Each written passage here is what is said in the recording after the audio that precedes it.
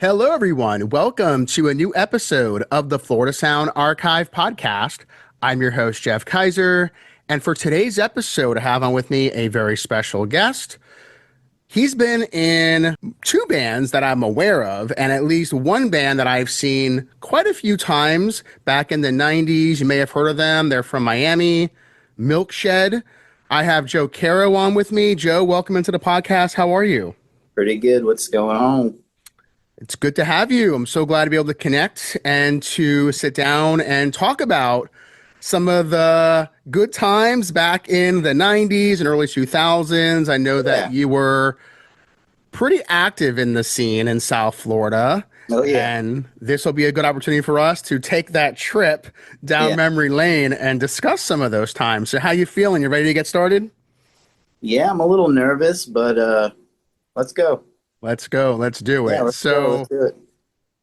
Well, I want to go back a little bit to your very early beginnings. So, Okay. thinking about your origins, where'd you grow up? Well, originally I grew up in Long Island, New York, and I was there till I was about 12, and then I moved to Miami. And then I moved to Central Florida, and then I moved to North Carolina, and then I moved back to Central Florida, and then, yeah, so Wow, I'm, okay. I'm East Coast. East Coast. So, you Yeah, bounced around a little bit there. So, having been in Central Florida and also South Florida, did you have a preference of which one you just preferred? Central.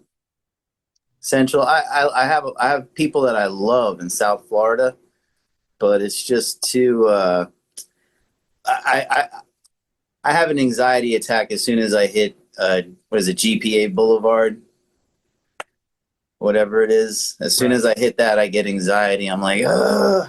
And then I get closer to the city, and I'm like, holy cow, it's changed so much. It has. Oh yeah, oh yeah. So I stay up here, and it's nice.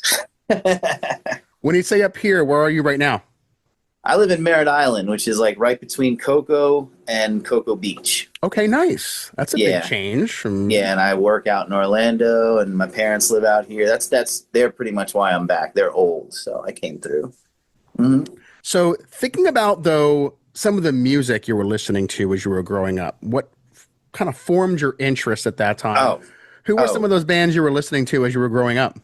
Well, it was like I'm like 10 years old in New York, and one day I get a skateboard, and everything kind of started changing, you know.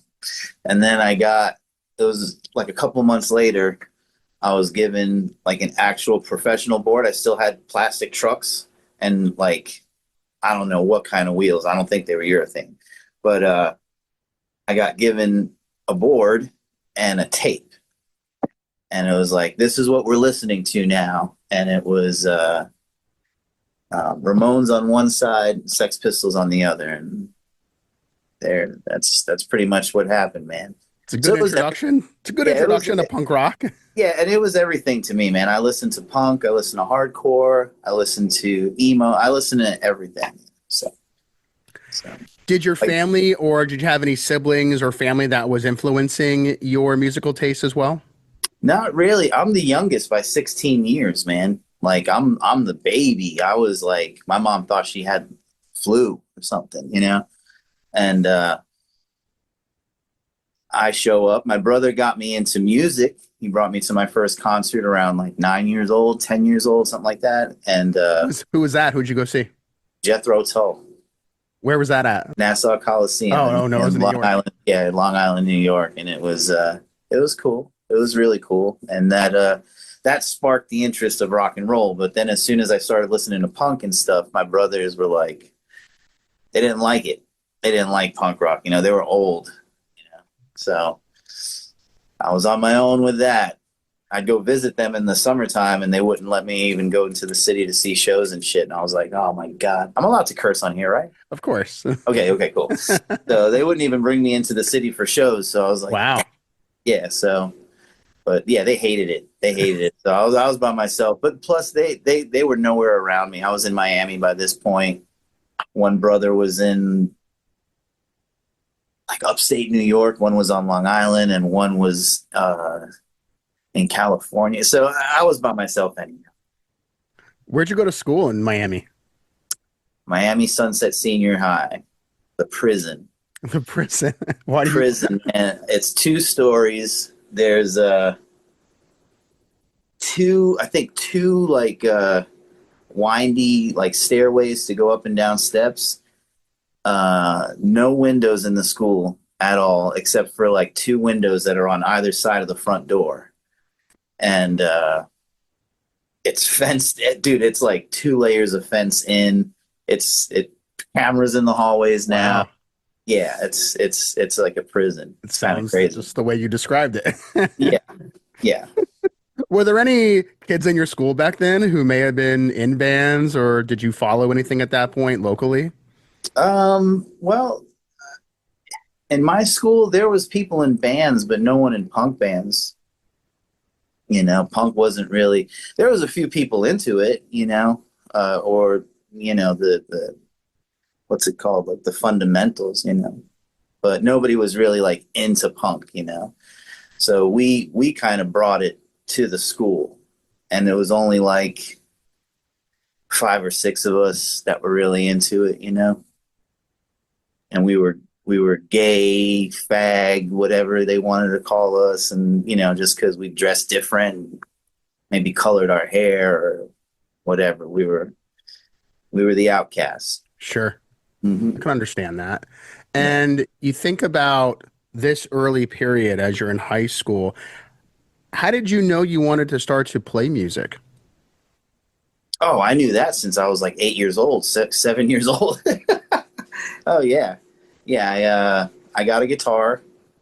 My friend taught me how to play "Smoke on the Water," and yeah, it was it from there, man. It was getting the guitar teacher at school pissed off because we'd be in the hallway learning other songs. It's just it was stupid, but it was super fun. Super fun. I always knew I wanted to be in a band. Right. So Yeah. guitar is where you started to learn how to play music? Yeah, I went my first time to get an instrument. I went to get a drum set. I wanted to be a drummer. And my father was like, I'm not paying that much money for a kit without a bass pedal, without cymbals, without, you know what I'm saying? Without all the stuff. And he's like, there's no way I'm paying that much for you to make that much noise in my house. So, yeah, so he got me a guitar with a mic and a microphone stand. And that's where it started, man. Did you have any bands that predated Milkshed? Yeah, yeah, a couple of bands actually. One was called Knucklehead. It was, God damn. Okay, it was probably from when I was like 13 to 14. It was probably like a year, and it was bad, man. It was bad. It was really bad. What'd you guys sound like? It's just bad, man. I don't know what else to say. Just bad punk rock. We had no drum set. My drummer learned a bunch of songs on his pillows in his room, and then we rented a drum set to play a show. And we wound up keeping it for like 3 months, 4 months, something like that, till he got a set. Do you remember where that show was? Yeah, it was at my friend Michelle Sergio's house for her birthday. It was fucking hilarious, man. Oh my God. Yeah, so there was that band, and then there was The Bastards, which was me, my friend Diego, and my friend Paul. And that was fun. That was a really cool band, like Ramones-ish, Screeching Weasel-ish, type of stuff. So, Sure. yeah, it was cool. It was cool. Did anyone from that very early period go on to be in any other bands that you can remember? Yeah, man. Actually, my first band, we became like, okay, so it was the drummer of Nova Jest. The guitarist later on wound up playing bass, and he played in a band called Machete from Miami. Of course. Then we had a bassist, We kinda had a bassist. He had no bass. He was gonna be our bassist once he got a bass, but he never got a bass. So he would hang out at every practice. He knew every song, man, but he couldn't play with us. So. But he was our bassist, and yeah, that's about it. Interesting. Okay. Hmm. So those are the bands that predated Milkshed. And what Yeah. year around is this all happening? This is between 90 and 92.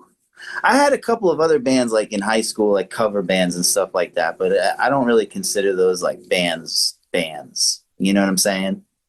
They Sure. were cool. We played a couple of parties. We played some parties. That was fun, but Milkshed is where I really started to like play music. The Milkshed was where I really was like, all right, we got something here. Right. They already had the band before I was in it. They had already Interesting. played. Yeah, they played like 2 shows before I was even in the band. And I remember I went to go smoke a joint at these warehouses where like bands would practice, and I see a couple of my friends from school, so I go over with them and we're hanging out, and I'm like, "Who's that over there?" And they're like, "Oh, it's this band Milkshed. They're pretty good." And they started playing some like No Effects cover. And I was like, "Dude, these guys are good, man. These guys are good." So I made friends with them, and then a little later became their guitarist. Very interesting. So you became the guitarist for Milkshed and they already had a name.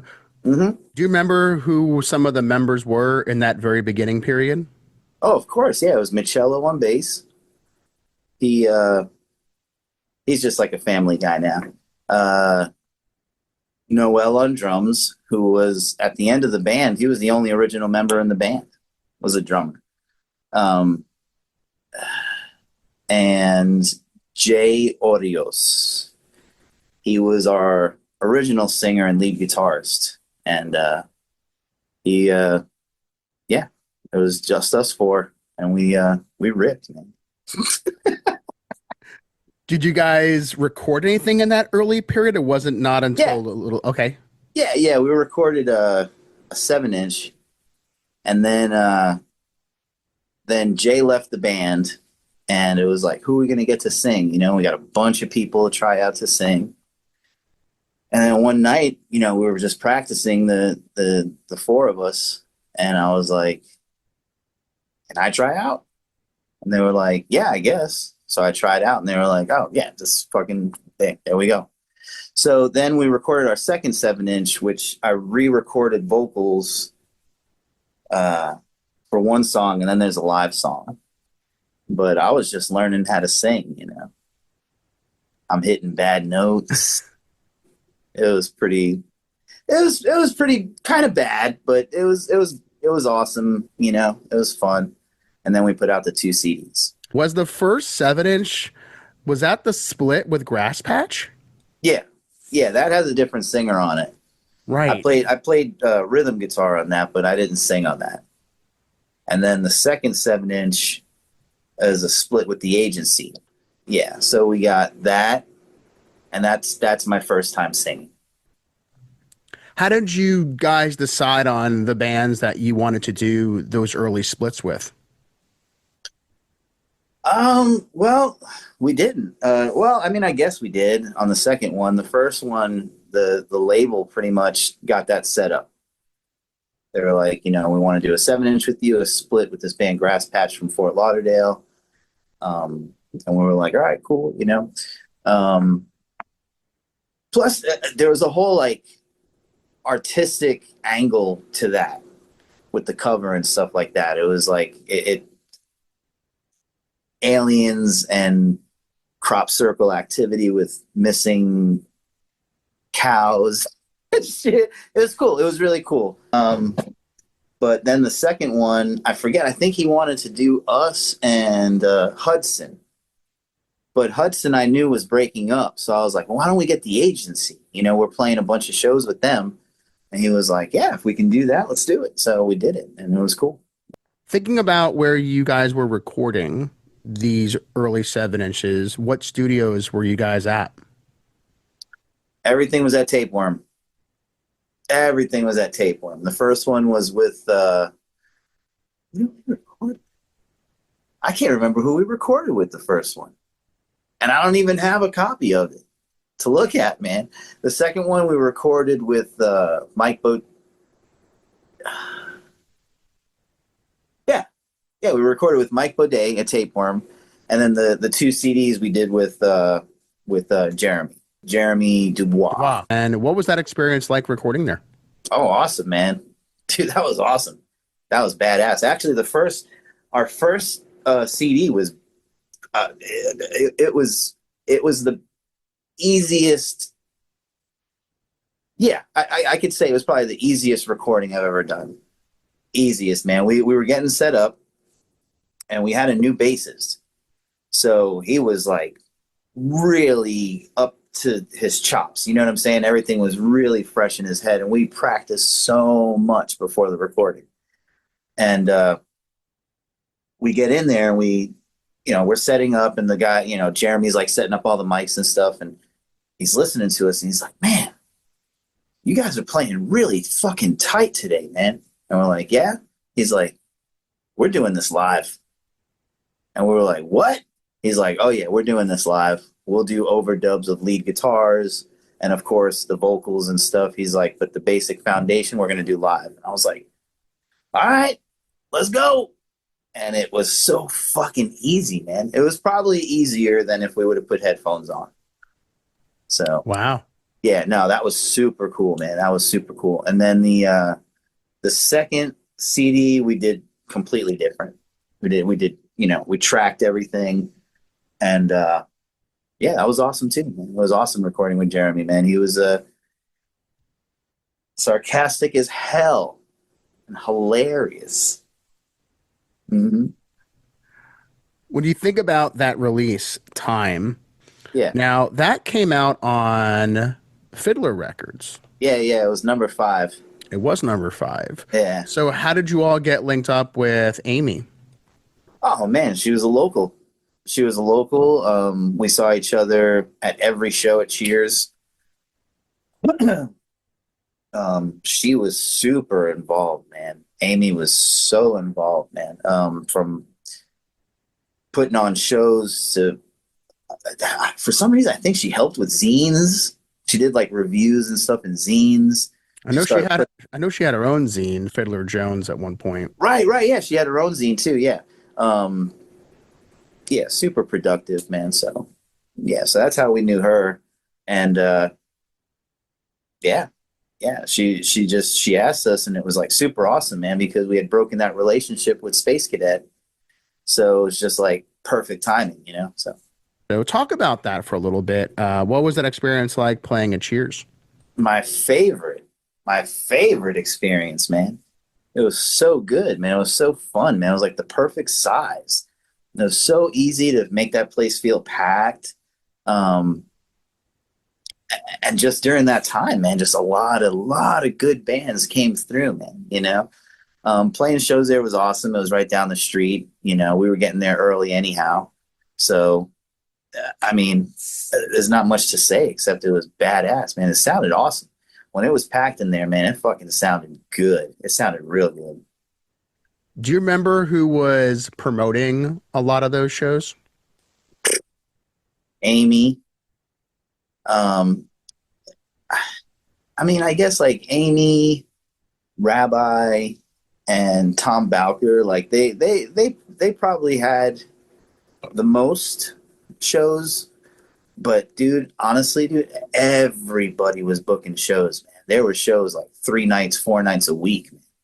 It was a strong scene, man. It was really, really strong, man. Right. I was lucky. I was lucky, man, because when I moved to Miami and me and my friends started getting into punk more and collecting and shit, we were able to catch that generation right before us.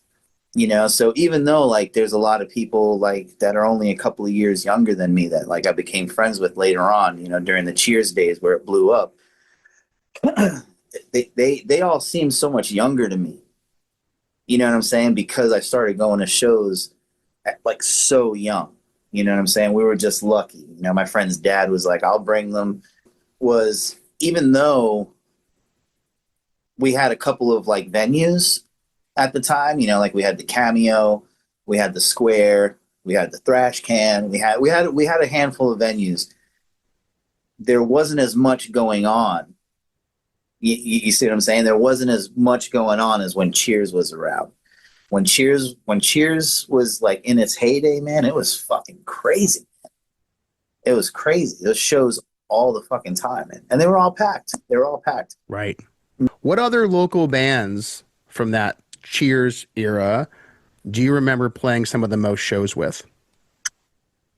First and foremost, Foolproof, the Agency, everybody, the Boneheads, a couple of shows at Newfound Glory. Um, God, everybody, man. AAA, Machete, Dynamo, everybody. We played with everybody. That was the cool thing about that time. That at that time, like different bands could play with each other, and it wasn't weird. You know what I'm saying? So you'd have like a heavy band. Well,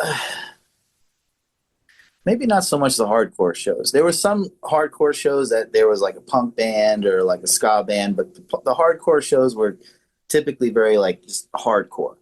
But the punk shows, man, I mean, everybody played. The indie bands, the ska bands, the punk bands, everybody played. So we got to play with a lot of cool bands.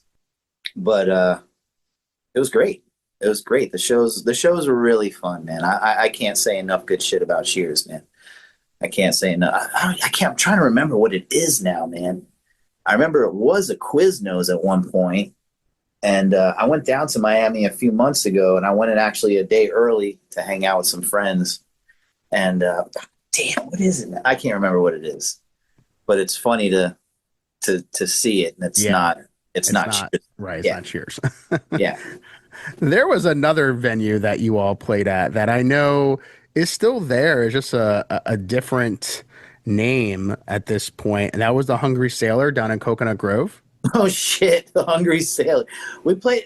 I can't remember. I think we played there once, maybe twice. Yeah. But that shit was so fun, man. Oh my god, it was so fun, dude. So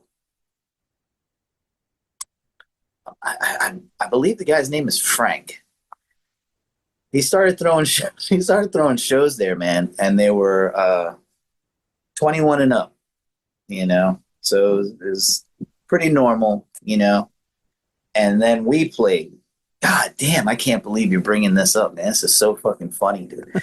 So he gets us to play, and I decided at the last minute that we're not going to play unless it's all ages, because there was so many fucking kids there that were underage.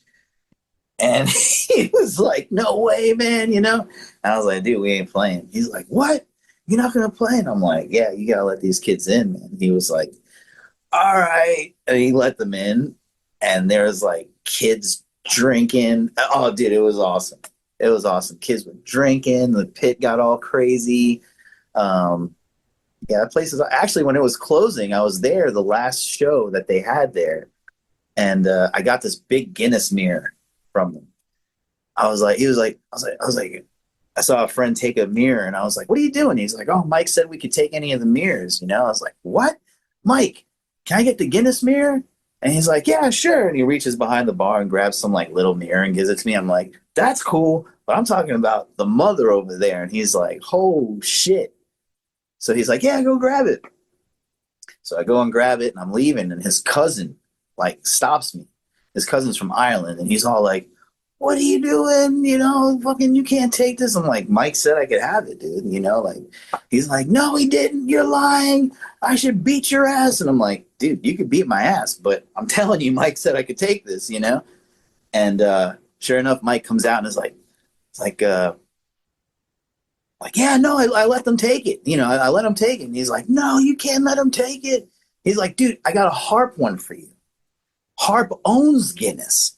He's like, "What?" He's like, "Yeah, come check it out. Come, if you don't like it, you can come get the Guinness mirror." And as he's like walking away, he's like, "Get the fuck out of here."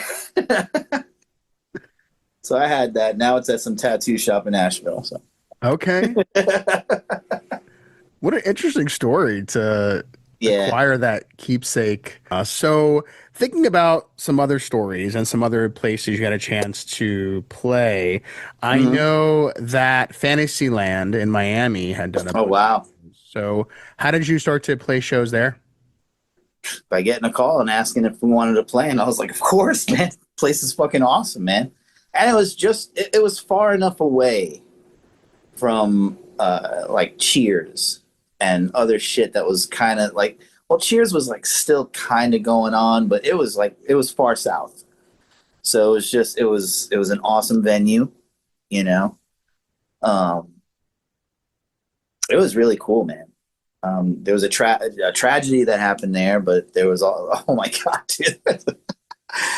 Oh my god, the fight at Fantasyland. You want to hear a cool story, bro? Let's hear about the fight at Fantasyland. Handful of skinheads show up to this fucking like pop punk and like skate punk show. I'm just like, that's interesting, you know. Fucking like 4 of them are from Lauderdale. You know what I'm saying? And like my homeboys that were in like Foolproof and the agency and shit like that, they didn't hang out with skinheads. I did, you know. I still do. And Jake gets out of the car, out of one of the cars, and comes over to me, and I'm like sitting with like Andres from Foolproof and like a bunch of our friends and shit. And he's like, "Hey man, can I talk to you real quick?" And I was like, "What's up?" He's like, "No, let's just like take a walk." I'm like, "I'm not fucking walking with you, dude. What are you talking about? Behind the place? I'm not going behind this fucking warehouse, unit miles away from who knows what, you know." I'm like, "I'm not going." He's like, "Oh, you have nothing to worry about." I'm like, "Dude, whatever you want to say, you can say in front of these guys." And he's like, "Well, I heard you were talking shit about me and my friends and all this stuff." And I'm like, "No."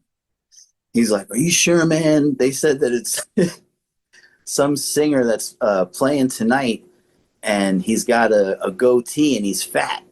And I'm like, "Well, it wasn't me, because I don't even hang out up there.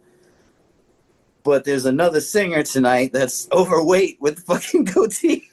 And he's like, "Oh, get his ass out of here." And I'm like, "Oh, man." So I go inside and I'm like, "Yo, look, these guys are going to kick your ass tonight. Like, I don't know what else to say to you, man. Unless you call the cops and get this place shut down, you're getting your ass kicked tonight, you know? So, like, why don't you go do that real quick?" And he's like, "Oh, Joe, talk to them, man. Tell them not to fucking beat me up and shit." I'm like, "Oh, it's beyond that. I can't talk to them. I'm just trying to get you to help us, you know?" And he's like, "No, man, I'm not leaving." I'm like, "Oh, god damn." So the whole show goes on, and I can't remember the last band that was playing, but they're playing, and I'm outside. I'm talking to the 2 guys that are at the door, and he gets there, and I'm standing there, and this kid Antonio just walks up and looks at the fucking bouncer and just punches him in the face as fucking hard as he can. And I'm like, "Oh shit." And they like grab him and they're pulling him away, and he's like, "Yo, Milkshed." And I'm like, "Okay, whatever, you know." So they're pulling him away, and as they pull him away, the rest of them rush in to into the fucking warehouse, open up the doors, and dude, this huge fucking fight breaks out. And me and my band are just like sitting there, man. We might as well have had fucking popcorn, because nobody was fucking touching us, man. We might as well have had popcorn. We're like, "Oh my god, that's crazy." Oh my god, oh shit, man, you know. But yeah, so Fantasyland, there you go. That's crazy. It was just so funny though. Like, me and my band, we're just like sitting there, and like everything's happening all around us, and we're just like, oh shit, oh shit. Talk about your memories of Miami Skate Park. Oh wow, that's a good one, man. That's a good one. Miami Skate Park was awesome. I was there every day for months. I think they were open like a year and a half. I was there every fucking day, man. Yeah, it was great. We had a couple of shows there because they weren't really making enough money to get by, you know. So there was a handful of us that they let skate for free because they knew it would get people to go more if there was people there. So So they didn't really make much money, and I was just like, you know what, I could throw you guys a show and help put towards rent, you know. And they were like, oh, what do you want? I was like, well, I get to skate for free all the time, and whoever's in a band that plays that show gets to skate for free for a month. And they're like, oh, that's a great idea. And I made them their rent for like 4 months. It was cool. Yeah, that was cool. That was really cool. Wow. I mean, it's Yeah. a nice trade-off. You get to skate for free, and plus Hmm. your band gets to play shows there too. Yeah, get free decks, get free sneakers. They hooked me up because I kept the place, I kept the lights. I helped keep the lights on for a few months, so. There was a lot of places like that, I feel, that were skate parks, not just in Miami, but other parts of Florida that were putting on a lot of uh, Yeah, functions, yeah. that As, sort of as a thing. matter of fact, now Kona puts on a lot of shows. Up in Jacksonville. Yeah, yeah. Kona, they have like their own like designated area for shows now. The building itself is big, so they started doing shows. They had bands play every now and then, but now they're having shows, and they're fucking awesome, man. I want my band to play there, man. I want Did, my band to play there real bad. did Milkshed play any shows at that time up in Jacksonville?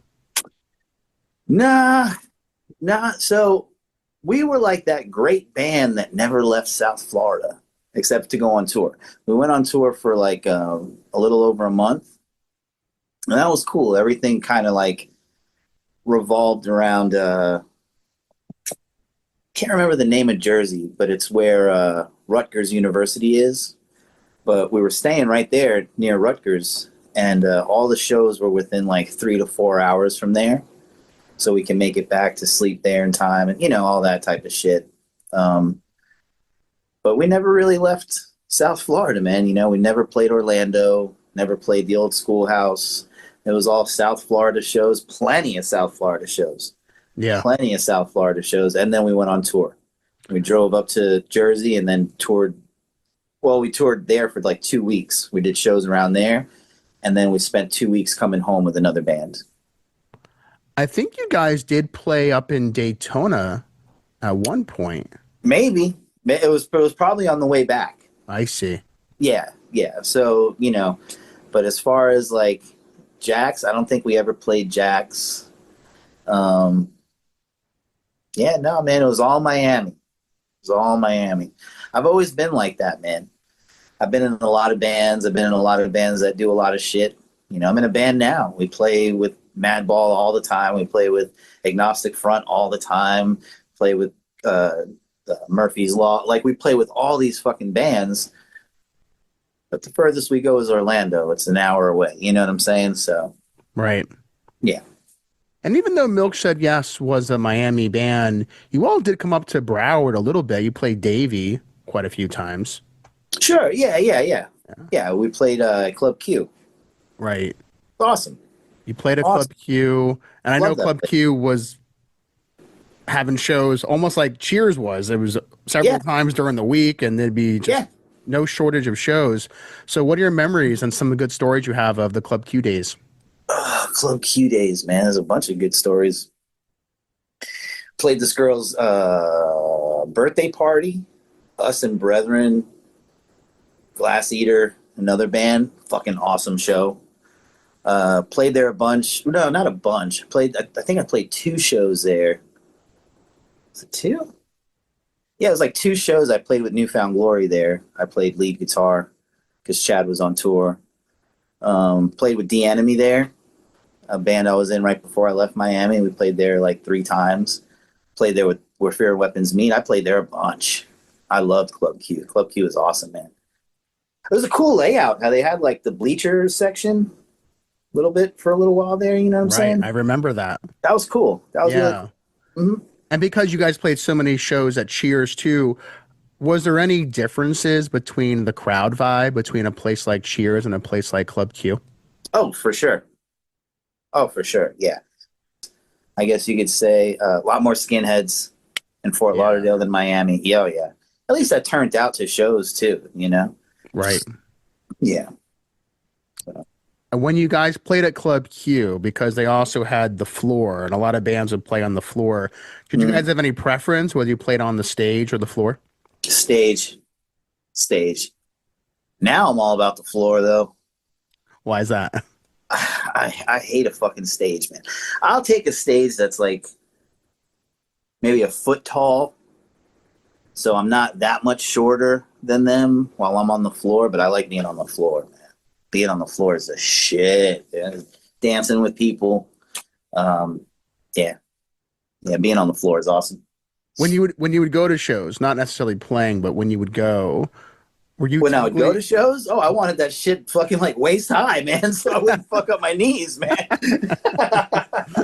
Yeah, were you typically in the pits, or did you just kind of stand to the side and just watch? it depended on who was playing, man. You know, it depended on who was playing. I really wasn't into like the metal hardcore. You know, I'm more into it now, but I really wasn't into it then. I was more into like traditional hardcore. Who really got you going? Who got you crazy? So for like skate punk type of shit, Lagwagon were the masters. You know what I'm saying? Up until Let's Talk About Feelings, I think it's called. Awesome.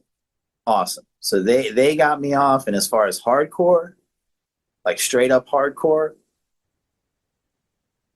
damn. Like bands that were together, Civ set me off, man. I loved Civ. Yeah. I still love Civ. Yeah, I still love Civ. Seeing Civ at a Warp Tour was fucking awesome, man. That was. I'm sorry, man. I keep looking over to my side. My dog keeps trying to get in my fucking bedroom, man. But he's a dick. As soon as I let him in, he's gonna try to get out. Hold on a second. Yeah. You mentioned Lagwagon as one of those bands that really set you off, and Hmm. Milkshed had the opportunity to play with a few fat bands, fat record bands Oh yeah. that came to town, whether it was Lagwagon or Tilt, Screw Mm-hmm. 32, Goober Mm-hmm. Patrol. So what was it like opening up for some of those fat record bands that were touring? Oh, it was badass, man. It was badass, especially opening up for Tilt. Opening up for Tilt was the show. Well, okay, it was awesome and it was heartbreaking at the same time because the guitarist and the singer spent their whole time in their tour bus until it was time for them to play. So that kind of sucked, but they fucking ripped, man. They ripped. So I've seen them. They're one of the bands I've seen the most. I fucking love Tilt. Opening up for them was awesome. Opening up for Lagwagon was awesome. Awesome. Opening up for Lagwagon was fucking awesome. Um, Goober Patrol and Screw 32, that was cool. You know, shit like that was cool, but Sure. those two bands, that was like, whew, you know. Unwritten Law was cool to play with, you know. I just, it's funny, man, because I find Milkshed was a little more serious than a lot of bands at the time. Like Miami had more serious bands, I guess you could say, ish. I don't know, like with lyrics and shit like that. So there was a lot of bands on Fat Records and stuff that I loved, but there was plenty that I didn't really like either, you know. But you know, the people were cool. The people were like super cool. You Right. know? Playing shows with them was fucking awesome, you know. But Did you ever find that there was people from different labels scouting bands locally at that time, and especially a band like Milkshed? Do you have any recollection of that ever happening? well, I mean, I guess the Direction Records. Was it Direction that Newfound Glory was on? They were on Drive Through. Drive Through, that's right. Drive Through. They kind of gave us a little bit of something, something, you know, but I don't think we were like outgoing enough, I guess you could say. You know, we're a little too like settled in, I guess you could say, but they were cool. They were cool to us, you know. And when I went on tour with Caught Inside, we stayed at the owner's house, and he was super nice, and his sister was super nice, but not really, man. You know, Amy, as soon as Amy heard that we weren't going to put out the record on Space Cadet, she was like, well, let's do it on Fiddler. And then Direction was putting out uh, Foolproof's record, and they were like, who's this band? We heard them on this comp from that was put out in like Pennsylvania, and they were like, oh, it's Milkshed. They were like, well, boom. So we got on them. They were awesome, man. Those guys were awesome. It's interesting because Time, the first full length record from Mhm. Milkshed, was on Fiddler, Yeah, and that became one of the most in demand releases yeah, in the label's history. And there are some really solid releases yeah. on Fiddler Records. So why do you think that was the case? Why did that album, you think, resonate with people in that way? I think that sound, you know, that sound really did a lot because the skate punk sound is gone. You know what I'm saying?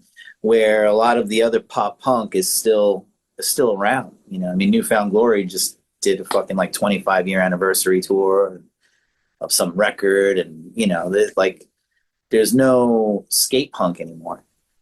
So I feel like now all the collector nerds are like, oh, let's fucking get that shit. So they're getting on top of it, but I don't even have either of our CDs. Wow. I don't have either of our CDs. I don't have our first 7-inch. I have like three of our second, but How nothing. does it make you feel just thinking, like, this record we put out in the late 90s is fetching for hundreds of dollars Yeah, online? at least the first pressing. Right. Uh, yeah, I mean, it kind of pisses me off, man. I love to cash in. It's crazy and just how much people would have paid for it. Yeah, Ray And Ray from Grass Patch. He's in a band called Mutiniac now, and his band and my band we've played together several times. And when I first got in contact with him, I didn't know it was him. And then I noticed, I'm like, holy shit, one thing leads to another, and it's him. And he talks about it. He's like, man, that's fucking selling for like $300, man. Fucking, I got like 8 of them. I'm like, I have none, motherfucker. God wow. damn, I have Can he none. can he He's like, I'll spare sell you one? one. Okay. Who was doing a lot of the songwriting? Do you remember who had the most hand in the writing of the songs and the lyrics? uh, okay, so when Jay was in the band, he wrote everything. He wrote everything, man. He was Jay Orios, I will say, is the best. And we were only 18, dude. You know what I'm saying? I was only 18. I think he was 18, if not 17. I'm 47 years old now, dude. He is the hands down best guitarist I've ever played with in my life, man. He was so fucking good. Christian is, who later became the guitarist of Milkshed, is awesome. He's fucking awesome. But Jay was really good, man. Really, really good. And he wrote everything. And then once he left the band, it was I wrote a couple of songs, but it was mostly Christian writing the songs and then me writing the lyrics. So, and it worked out good. That worked out good. Well, there is a couple of songs that he wrote the lyrics to also, for sure. Yeah. So you think about how the music is coming together, right? With each of you guys kind of having a hand at different points of the band's journey. Did you have any personal favorite songs, whether you wrote them or not? Did you have any songs personally that really have stuck with you over the years? Uh, No Control, Nothing Yet. Yeah, those two. Those two are fucking badass, man. They're like still badass. Were those two that you also had a lot of fun playing live? Oh, God, yes, man. Hells yeah. Yeah. Nothing Yet I wrote. And then No Control is on the second record, and just, man, fuck. That song is so good, man. God damn. Like, that's one I would cover that in my band now. You know what I'm saying? But yeah, those two songs are rad. Your band now, what's the name? Subculture Threat. Okay. We're badass, man. We'll have to talk more about that in a little bit. So, but has Subculture Threat done any covers of Milkshed songs? No, hell no. Okay. No, man. It's way too different, man. It's way too different. Well, now I want to start playing more catchy type of punk rock. You know what I'm saying? Because I don't know, the hardcore scene in Florida is kind of different than it was years ago right now. But I'm screaming in the band, man. I'm just yelling my ass off, and it's fast hardcore punk with heavy breakdowns and shit like that. Yeah, so it's ain't no Milkshed covers. Milkshed covers. Fair enough. Yeah.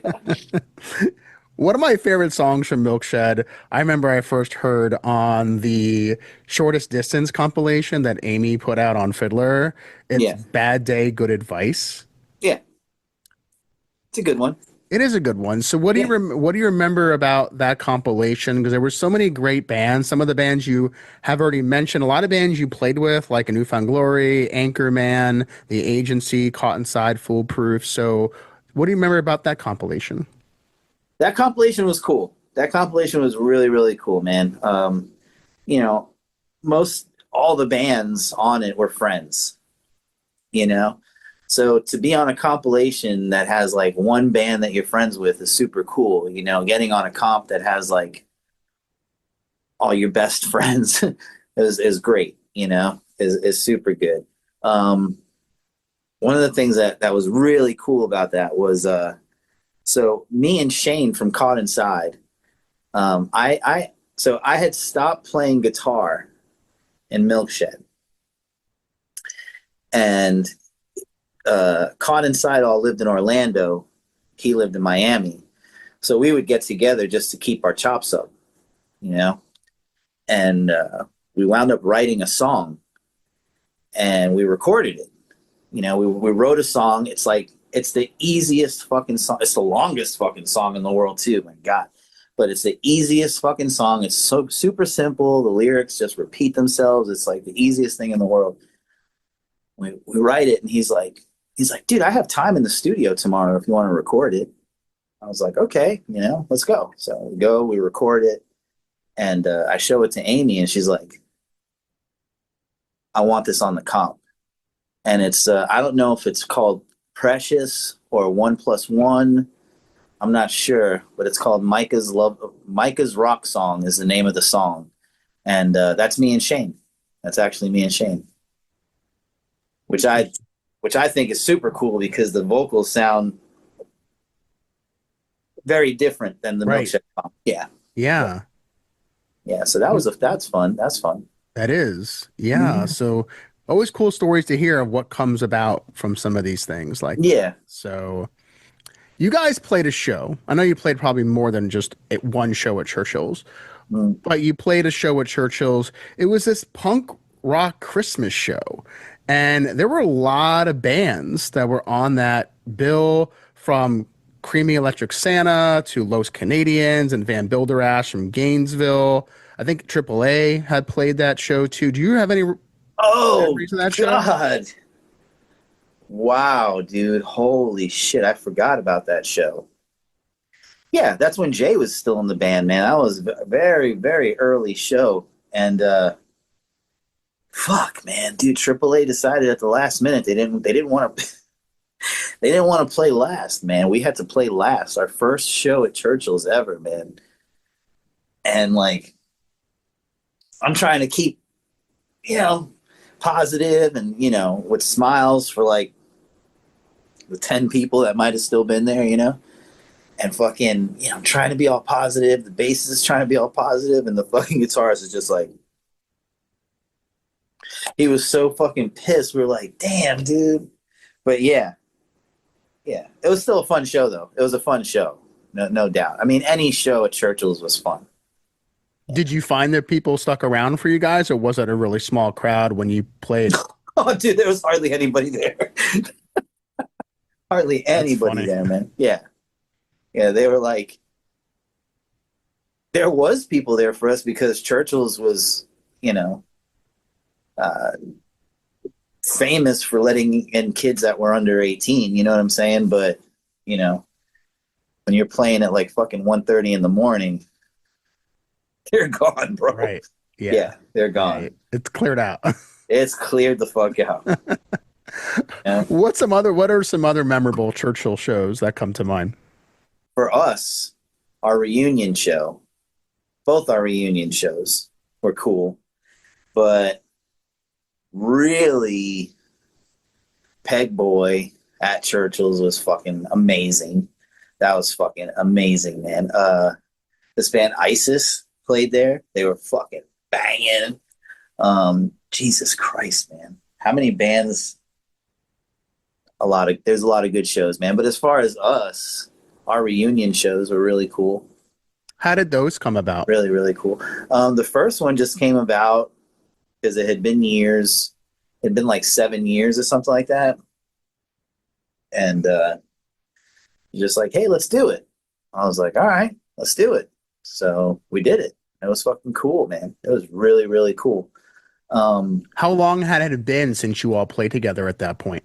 Like 7 years. Wow. It's a long Yeah. time. That was really cool. That was really, really cool show. But the second one, where it was us, Foolproof, Caught Inside, and Games We Play, that shit, man, everybody was saying that shit's going to be awesome. That show is going to be fucking awesome. It's going to be so packed. And I'm like, yeah, I don't know. No, everyone's old now. People got kids and shit. And they're like, no, it don't matter, dude. People grew up on that shit, man. They're going to be there. I'm like, I don't know. Sure enough, it went off, man. It really went off, man. Stage dives, pit, a lot of sweat, man. A lot of t-shirts. So it was great, man. The second one was really, really good. It's fantastic. Did you find that there were a lot of new faces, or was it a lot of the same crowd from way back when, or was it a good mix of the two? It was all from back then, and it was fucking awesome, dude. Every fucking buddy went. Everyone that still lived in Florida. I mean, goddamn, my best friend showed up that I hadn't seen in person in like fucking 5 years, dude. I started crying. Who the fuck cries? I cried. Yeah. Wow. I mean, it was pretty cool. Yeah, I mean, it's one of those moments that doesn't always happen for every band. Yeah. And especially you guys being from Miami and then, playing 6-7 years later to this reunion show that with other bands that you kind of were playing with at the same heyday of Milkshed, and you're playing this reunion show. And what a great turnout and experience that was for you guys. It was great. It was great. And Andy from Caught Inside, he keeps throwing it out there to do it again next year, because I think it'll be 10 years since the last show. And I'm like, man, I don't know. I don't like punk shows that ain't fucking punk shows, man. I want it to be fucking crazy. I want people to be jumping everywhere. You know what I'm saying? Like I want a show, And he's like, yeah, but everybody grew up on it and loves it. And I'm just like, yeah, we'll see. It's good timing considering that Churchill's is coming back. Did you hear about that? Tell me more. Churchill's is returning. They're starting to, they're actually booking some shows and even requesting that if people want to book shows at Churchill's to contact, I think on Instagram or something to that effect. It probably smells so fucking bad in there right now. Oh my God. And just talking about that, because one of the things that I felt like was most memorable from Churchill's were the bathrooms. So what do you remember of the bathrooms at Churchill? Only peeing.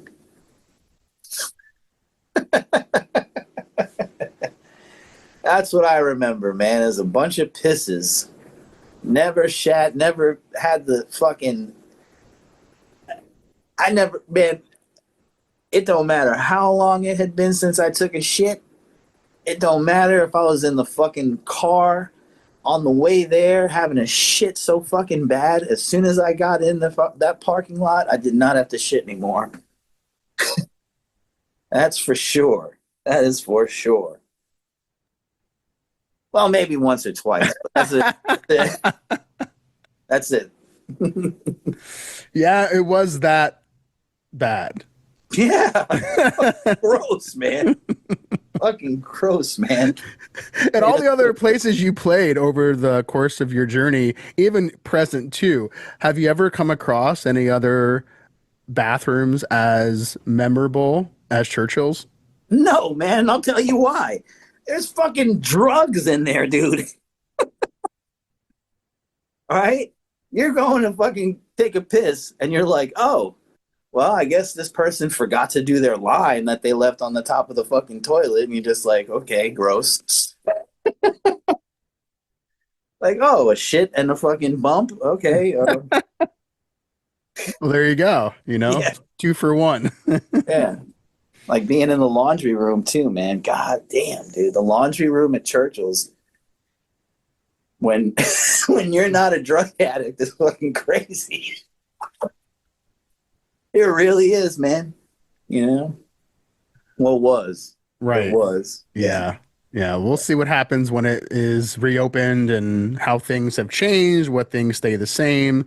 I'm sure a lot of people are very curious about what that's going to be like. Yeah. It'll be the same. It'll be the same, man. It'll be awesome. It'll be awesome. You know? It's been how many years?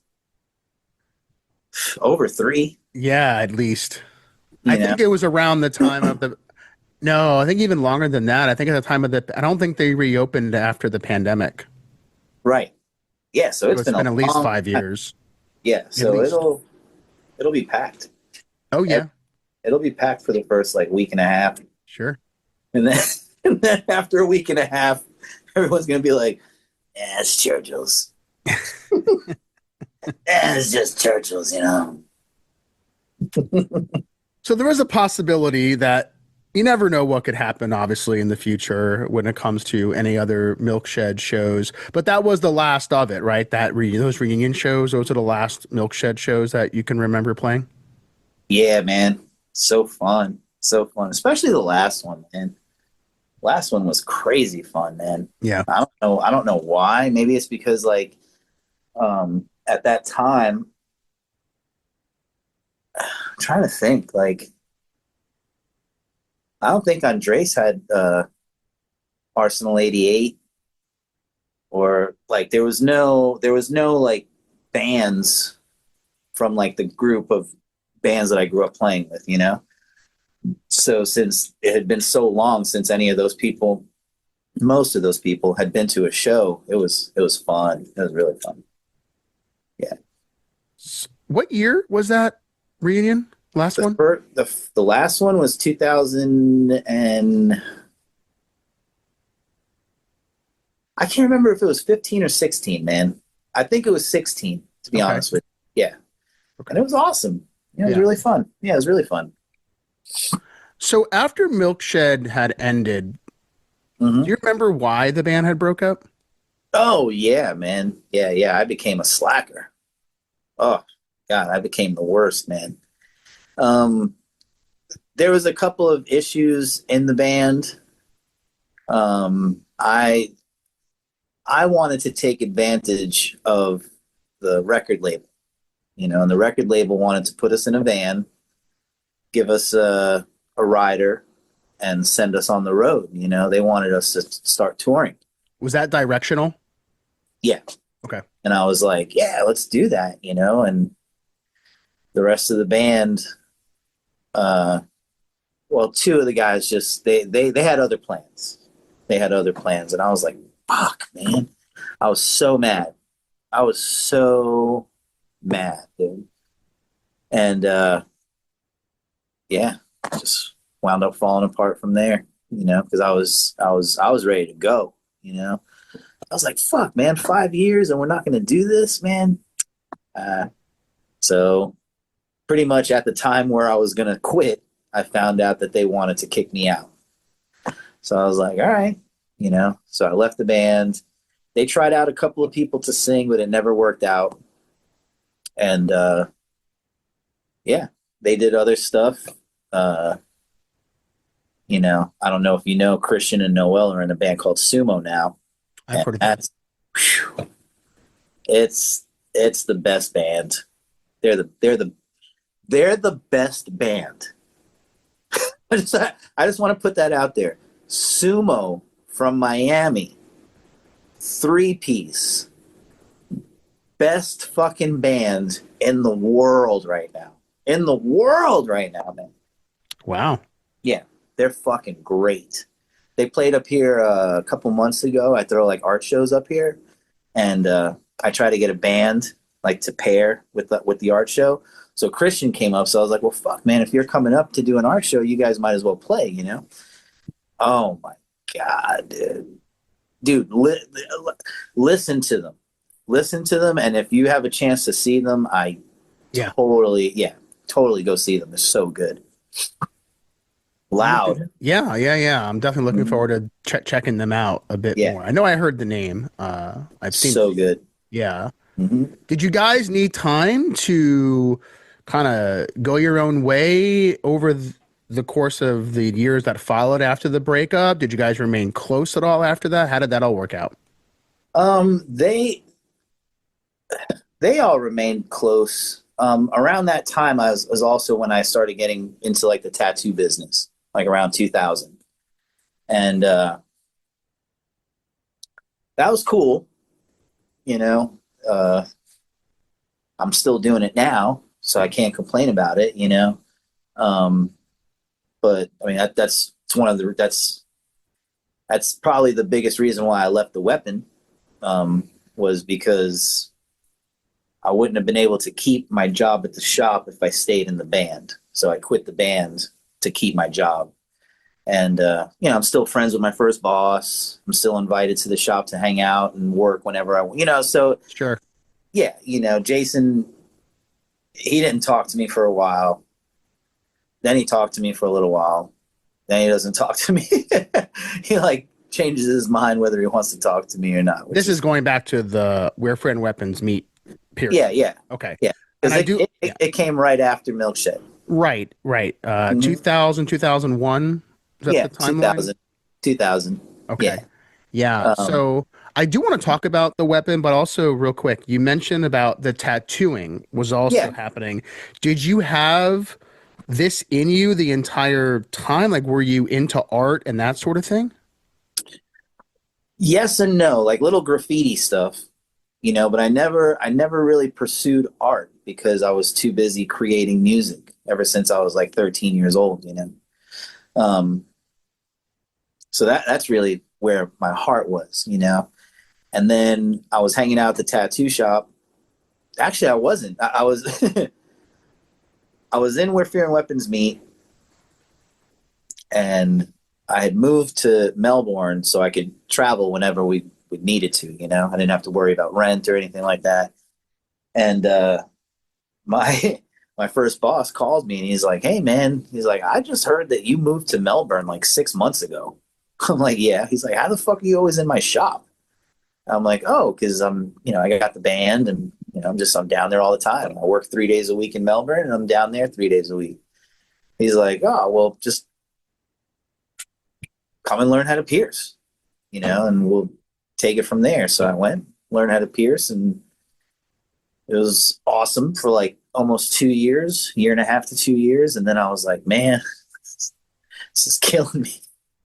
It was too much, man. It was too fast of a pace. Miami was growing, and it was just too much for me. So I moved to Melbourne, and it was cool. Been cool. Yeah. Yeah, yeah. It's all right here. It's all right. It is nice up in Yeah. Melbourne. Mhm. So the tattooing was going on, And you mentioned that right after Milkshed is when you joined Where Fear and Weapons Meet, which was Mhm. already an established band. Oh But yeah. what was interesting about the time period in which you joined, the band had really changed drastically in terms of who was in the band. Jason Letterman had been with the band from the Hmm. beginning, but in reality, it was almost an entirely different group of people. Oh, from the first record, yeah, Yeah, yeah. It was all new people except for Jason. right. It- yeah. So, Mhm. how did you get the opportunity to play with the weapon? Well, I was at 7 Seconds, and I don't know who it was, but somebody told me that they're still looking for a singer, and I was like, "Fuck, man! I love the weapon, man. I absolutely love the weapon." So I was like, "Man, I'll fucking try out." So I tried. I went up to Jason. And I was like, "Yo, man, I really want to try out for your band." And he was like, "Really?" I was like, "Yeah." So I tried out, and it worked out. I guess I was like the only person who showed up and knew the lyrics. I guess Uh, like a handful of people showed up before me and like didn't know any of the lyrics or didn't want to look at the lyric sheet. I knew the lyrics and still right. looked at the lyric sheet. Yeah, I'm like, yeah, What was it about their style of hardcore that just connected with you? it's fucking hardcore, man. It's fucking hardcore. There's no metal. There's no fucking beat down shit. There's no just hardcore. Just straight up fucking hardcore. Love it. So they tried me out and they got me to go, with them on tour. Man, that tour was fun, man. Sorry, man. I'm just like thinking of the tour, man. It was Yeah. fun. It was really fun, man. We played with Blood for Blood, played with Under Oath, played with Until the End a bunch of times. Oh man, dude, that tour was fun. That tour was really fun, man. What year about? Was this the same 2000, 2001? Yeah, yeah, 2000. Um, yeah, it was cool, man. We needed a vehicle to go on tour in, and Andy from Caught Inside, he had a bus, like one of those buses that transports you um, from like a parking lot to the airport. You know those like little Right. shuttle Sure. buses. Yeah, he had one of those that he redid, and it was awesome, man. So we took that. He came with us. He drove most of the time, which is fucking awesome. And yeah, it was a fun time. Really fun time. Was that just up and down the East Coast? Yeah, yeah. We went as far as Maine. We played with Blood for Blood in Maine. That was awesome. God, I was so at awesome. one Blood for Blood show, and I just remember the pits were really crazy. Was that your experience too when you played with them? It was fucking ridiculous. It was fucking ridiculous, man. So, all right, okay. Here's a story from that show. So fucking, they play like two songs, right?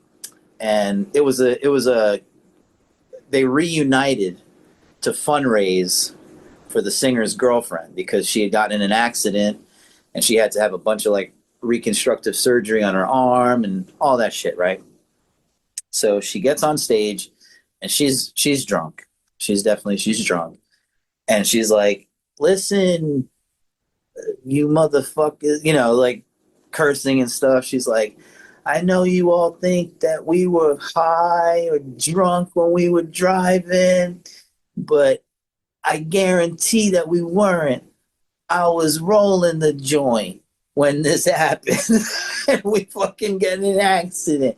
Blah blah blah blah. She's like, "I just want you all to really keep in mind to put your seatbelts on. It's really important." And she's saying all this stuff, and some guy is up front. He's like, "All right, enough. More Blood for Blood." And I was on stage. I was on stage. I wasn't going into the crowd. I was in Maine, dude. Like the shortest person there was like 6'3". I couldn't see shit if I was in the crowd. So I'm on stage and he says that, and I'm just like, "Oh," and fucking, Buddha comes out and is like looking like to see who said it, and like these guys are like, "This guy right here," and he's like, "All right."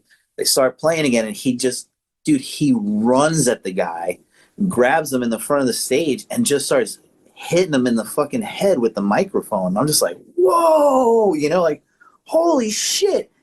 Lets the guy go, keeps singing. Guy looks up at him and goes, oh, and he's got a blood for blood tattoo.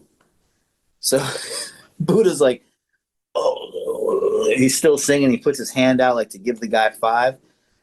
Guy reaches out, he grabs the guy's hand and just kicks him in the fucking I'm like, oh my God, dude.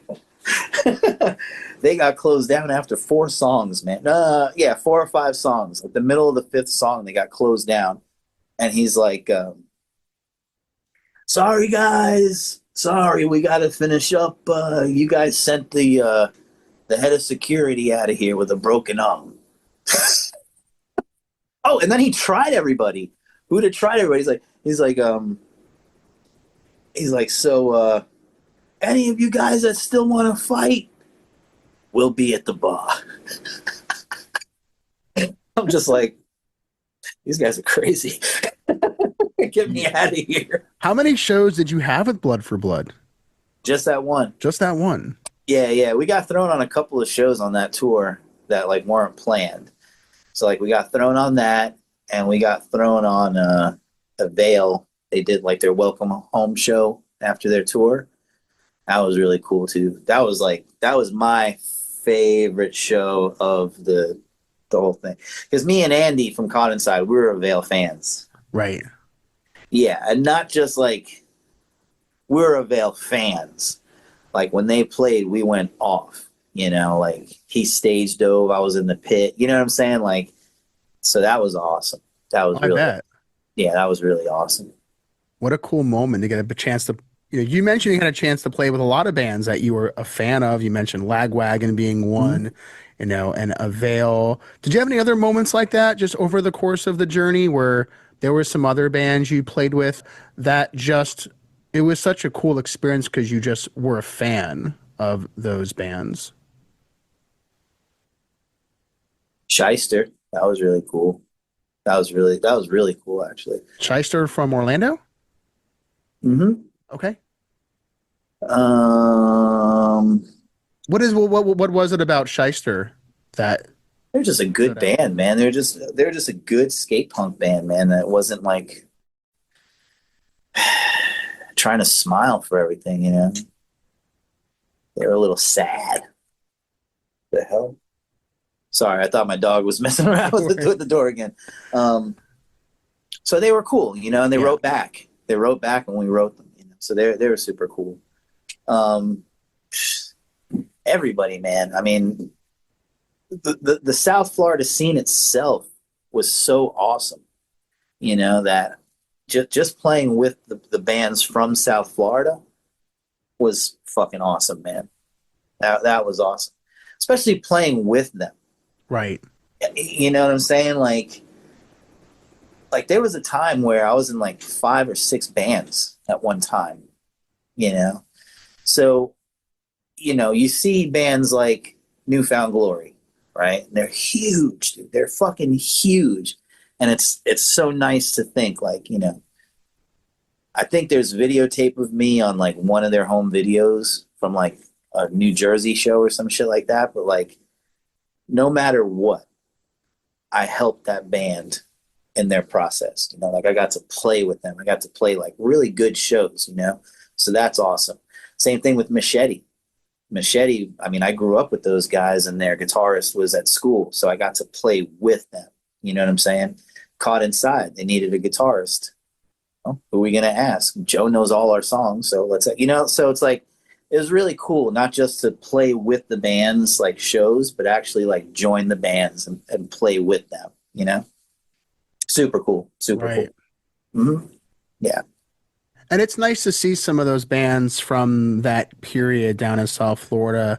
You mentioned Newfound Glory being one. I know Against All Authority, they're still playing a lot of shows right now too. Hells yeah. Yeah, they're back. They are back. Did you get a chance to see them at all at one of their more recent shows? Nah, man, I don't go to shows. I can't because of the hours that I work, you know. So I mean, I still catch like a bunch of local shows, and like when my band plays a show, you know what I'm saying? Like I'll go to the show, of course, but I don't really, I don't have time to go to shows anymore. Hopefully that changes soon, but we'll see. It does matter though, because if you It does, have a man. schedule that kind of limits that, it's hard to do both. So It's very hard to do both, I man. understand. Very, Totally. very hard, man. Especially when you find out about the shows like the night before, Right. you know? Yeah. And just speaking about AAA, it just so happens it worked out this way that the next episode after yours is Danny Lore Oh from shit, that's awesome. Against All Authority. So there'll be a AAA episode that's coming out after this one. That's awesome. That's So awesome. Dude, Milkshed played a huge show with them, man. December 28th, 1995 at Cheers. I mean, we're talking 1995, and each band made like over $300 at the door. That's a packed show, man. that is a pack show. It was like 6 bands, man. Was it all Florida bands or were there touring bands? Oh yeah, all local Miami bands. It was us, them, the Basics, Caught Inside, Out of Spite. Yeah, 5 bands. Oh my god, that show was so fucking good. Yeah. Anyway, yeah, man. No, it's those it's those stories and those memories that are so cool to hear. Because again, to your point, you couldn't go to all of them, you No, know. So it's no, nice to hear about some of those stories and just what it meant to you yeah, back yeah, then. yeah, And it's also great that there are still bands from that era that are still out there playing yeah. shows and doing their thing, putting out new music and what have you. So, and in your own collection, do you have anything special from the, you know, 90s, early Florida, anything like that that you held on to, 7 inches, tapes, or records? Ah,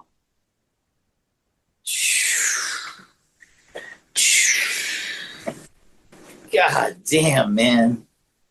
The best Florida hardcore record ever. Good God Almighty, man. Good God Almighty, man. That is definitely top tier.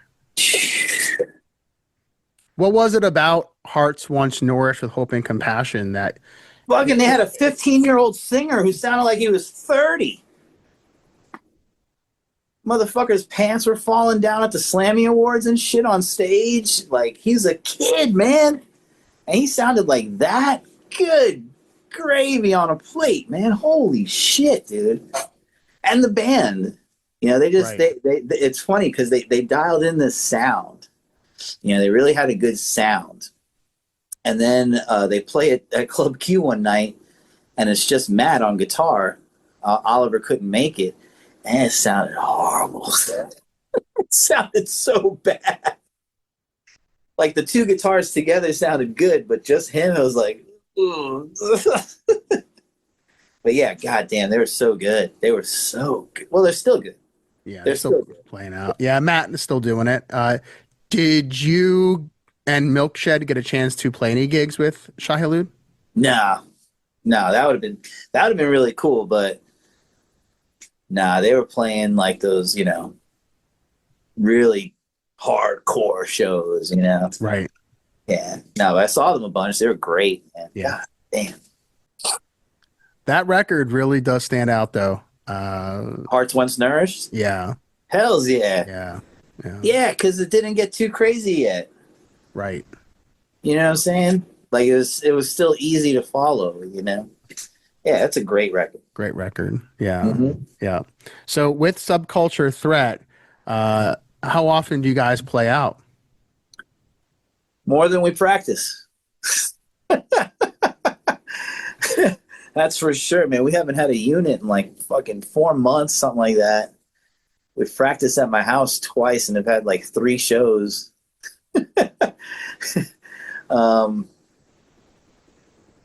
Yeah. Yeah, we play like once every other month, once a month, something like that. We got a show coming up next week in Orlando, which is I'm really excited for. What are some of the where's the show in Orlando? Uncle Lou's. Should be cool, man. I like that place. Sounds like shit, but I mean, anything goes. Are you playing with other bands from the area? Yeah, we're playing with Fortitude. They're from Daytona. I didn't know Fortitude was still playing shows. Yeah. They were one of those bands too from that same era who were. Yeah, they ain't never breaking up. I know pretty sure they played Club Q a couple times. Hell yeah. Yeah, they played with the Weapon and the Enemy. Yeah, I played with both. Yeah. They've been doing it, man. Pat just left the band because of medical shit. Who knows? He'll probably be in the band again in the future, but right now it's Wes singing. But yeah, they're still around, man. Have your Milkshed days helped you to be where you are currently? Yeah, because of friends that I've made from it. Absolutely. But the music, nah, not really. Most of the people that I knew back then, not really, But the handful that I've stayed friends with and, we still do shit together and see each other and all that's the best. That's the best. It's funny how, like, me and my friend Pat were talking about this a couple of years ago, which is crazy to think that it's been a couple of years, but like me and him met at Warped Tour 95 or 96. I can't remember. We met during Civ's set. And dude, I've never been to his house. He's never been to mine. He's from Daytona. I'm from Miami and Melbourne. I lived in North Carolina, for Christ's sake, for like 8 years, but we still see each other at least 3 to 4 times a year. And it's like for the whole night because we get something to eat afterwards. It's funny that like people can stay like super close through, just this music scene, it's pretty awesome. It's pretty fucking awesome. It is. And I imagine there's been so many people that have crossed your path over the course of this journey. And I know we've tapped into some of them, but I'm sure that list is quite long. Yeah. Oh yeah. So. Oh yeah. I got so much I can talk to you about, man. I got so much I didn't even mention like Omar Angulo or Chuck Loose or fucking Erica or a lot of my forefathers, man. So me and a couple of friends, we had a little anarchist group when we were in like 9th and 10th grade, We were crazy. We were going to change the world, man. We were anarchists, man. So we decided to have a little meeting at the school, We put out flyers like, for the Anarchist Youth Federation. We're having a fucking get together, talk about politics, blah, blah, blah, blah, blah, blah.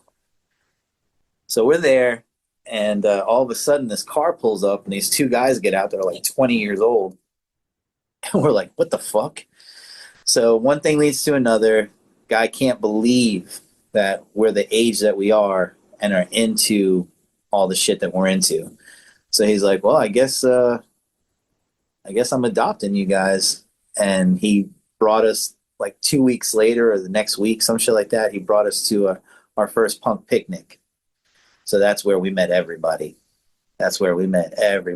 And it was super cool. It was super cool, man. I met people I thought were straight edge that were not straight edge. It was cool. It was really cool. And I mean, I've stayed friends with most of those people still to this day, So it's really cool. I will say this. The hardcore scene, even though like the people that I became friends with, like I'm still friends with till this day. But there was definitely some people in the hardcore scene that just weren't really friendly, didn't really want to be friends with anybody outside of like their little crew and stuff like that, which is cool,